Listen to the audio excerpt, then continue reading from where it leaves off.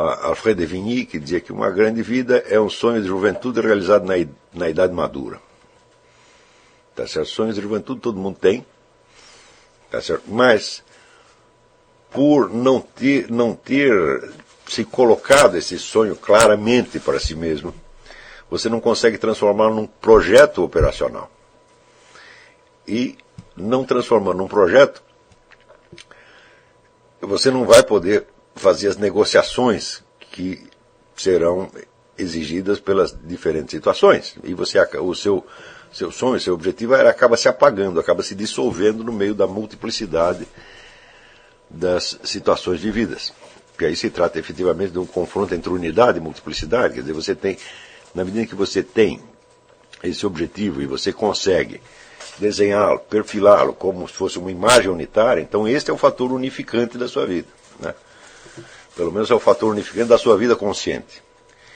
E as situações que você atravessa, as pessoas que vêm parar na sua vida, né, os encontros ocasionais e os inúmeros dificuldades e oportunidades que vão aparecendo são o elemento múltiplo, né? Então você está permanentemente forçando para restaurar a unidade da sua vida. E a situação está forçando o tempo todo para dissolvê-la, de algum modo. A não ser naqueles casos excepcionais em que as circunstâncias concorrem para a realização do indivíduo. Mas isso realmente raro, né?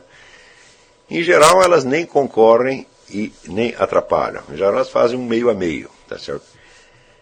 E não é de se excluir também que os próprios fatores que lhe parecem adversos num certo momento possam ser usados e retrabalhados, né? No sentido de restaurar dialeticamente a unidade do trajeto percorrido, né? Existe na vida do Viktor Frankl aquele famoso episódio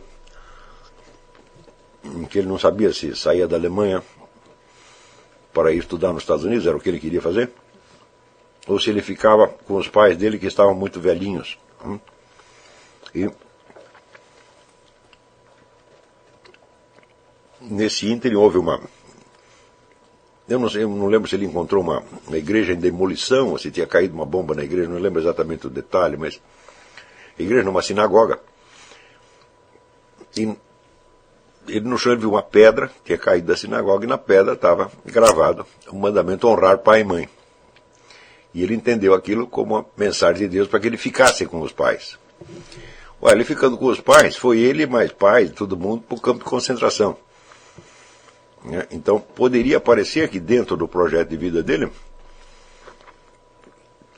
isso foi, não deu uma desgraça, foi uma ruptura, foi um elemento fortemente opositivo, né, que apareceu e que destruiu todos os seus sonhos. Mas, na verdade, o que aconteceu foi exatamente o contrário, porque toda a substância, né, da investigação médica que o Viktor Frankl, a que ele se dedicaria pelo resto da sua vida, foi dada pela experiência que ele teve no campo de concentração, né, e a pergunta dele, que a pergunta que ele fez e que orientou essa investigação, esse estudo, repetia de algum modo a mesma experiência que ele estava vivendo, porque era a pergunta: por que algumas pessoas resistiam bem à experiência do campo de concentração e saíam até fortalecidas, e outras pessoas, né, desabavam, eram totalmente destruídas? E essa foi a pergunta. Por que a situação, se a situação é a mesma para todos nós, por que um reage de uma maneira e outro reage de outra maneira? Essa pergunta pode ser transposta, né, transformada, quer dizer, algebricamente numa outra, que é por que em alguns indivíduos o fator unificante prevalece e em outros o fator dispersante é o que acaba ganhando. Não é isso? Ou seja, era exatamente o problema que ele também estava tentando resolver. Quer dizer, como é que ele perseverava na sua vocação, né,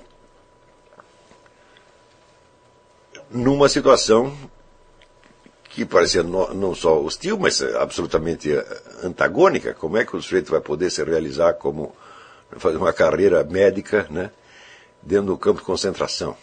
Né?